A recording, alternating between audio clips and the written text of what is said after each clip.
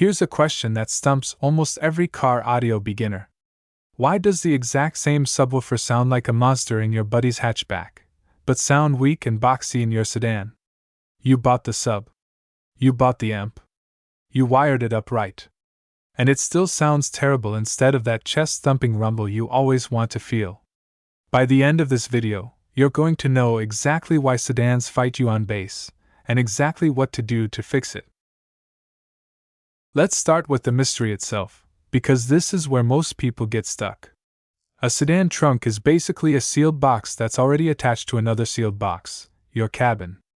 Unlike a hatchback or an SUV, where the trunk space and the passenger space share the same air, a sedan has a solid trunk wall separating you from your subwoofer.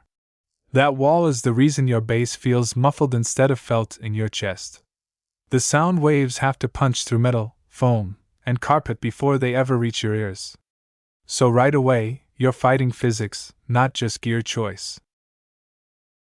Now here's the first mistake almost everybody makes, and it's an easy one to fall into.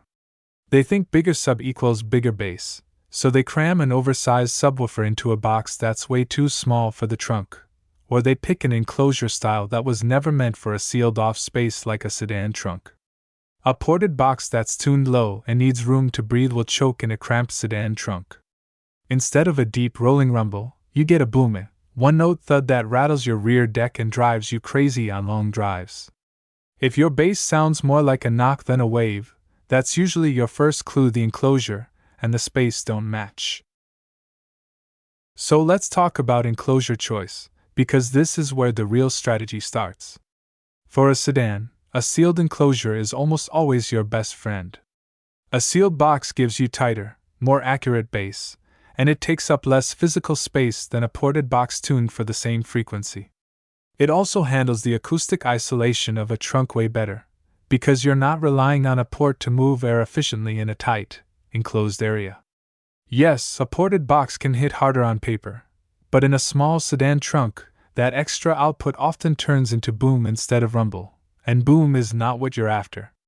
You want depth you feel, not noise that annoys. Choose a sealed subwoofer if your sedan has a tightly sealed metal trunk and you prioritize clean, accurate music.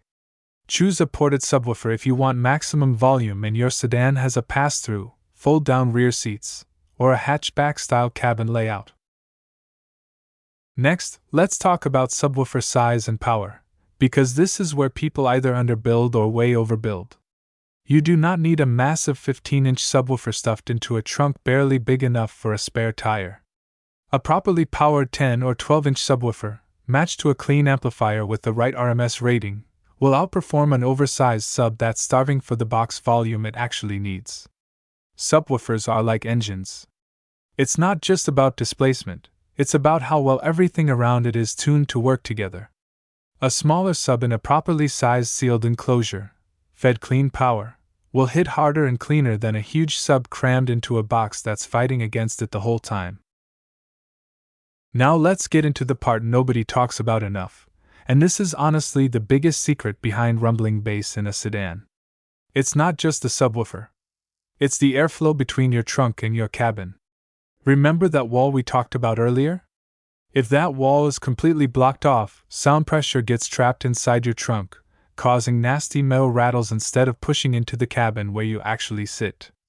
Bass is a massive, physical pressure wave, and to feel it, that wave needs a clear pathway to travel. Instead of sealing up your trunk, you want to open it up. Dropping your rear seats, opening up your trunk pass-through, or even removing the factory speakers from your rear deck to leave open holes can completely transform how the bass feels. By creating these pathways, you let the sound pressure flow freely into the cabin, instantly boosting your volume and impact using the exact same subwoofer and amp you already own. Once your enclosure choice is right and your trunk is set up right, the next mistake to avoid is underpowering or mismatching your amplifier. A lot of people buy a subwoofer rated for 500 watts and then run it off an amp that barely puts out 200 watts clean. Underpowering a subwoofer doesn't just mean weaker bass, it actually risks damaging the sub over time because you end up clipping the signal trying to squeeze more volume out of it. On the flip side, Way overpowering a small sub without proper gain control will blow it out just as fast. The fix here is simple. Match your amplifier's RMS output to your subwoofer's RMS rating, set your gains properly using a multimeter or a test tone, and you'll get consistent, controlled power instead of a strained, distorted mess. Now we're moving into the techniques that separate the beginners from the people who actually know what they're doing, because installing a sub is easy, but tuning it right is where the magic happens. This is where a bass knob alone won't save you. If your system has a digital signal processor, or even a basic deck with parametric EQ, learning to set your crossover point correctly is huge.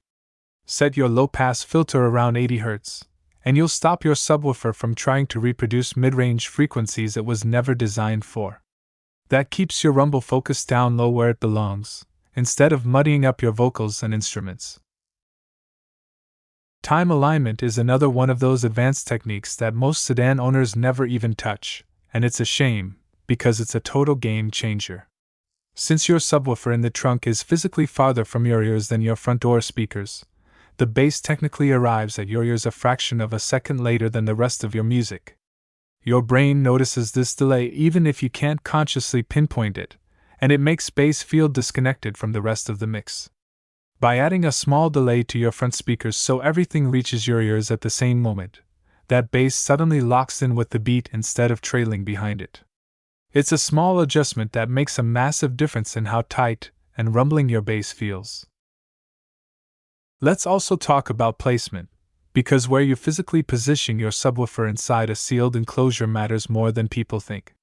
Facing the sub toward the rear deck, rather than firing it sideways or downward into open trunk space, helps direct that pressure wave more efficiently toward the cabin. Combine that with a solid, properly braced enclosure that doesn't flex or vibrate on its own, and you're not wasting any of that subwoofer's energy on cabinet resonance instead of actual bass output. Once your enclosure, your seal, your power matching, and your tuning are all dialed in, the last step is patience, and I mean that seriously. New subwoofers need a break-in period, usually somewhere between 10 and 20 hours of regular use, before the suspension loosens up and the sub reaches its full potential. If you're judging your system's final sound in the first week, you're judging it too early. Give it time, and you'll notice the bass gradually opening up and getting deeper as the sub settles in. And now check the links in the description below for my list of the best subwoofers for sedans. If this helped you understand what's actually happening behind that trunk wall, drop a like on this video and share it. Subscribe if you want more real, practical car audio breakdowns. And down in the comments, tell me what your trunk setup looks like right now, sealed or ported, and what kind of bass you're getting out of it. I read every comment, and your setup might just become the topic of my next video or help another audiophile out there.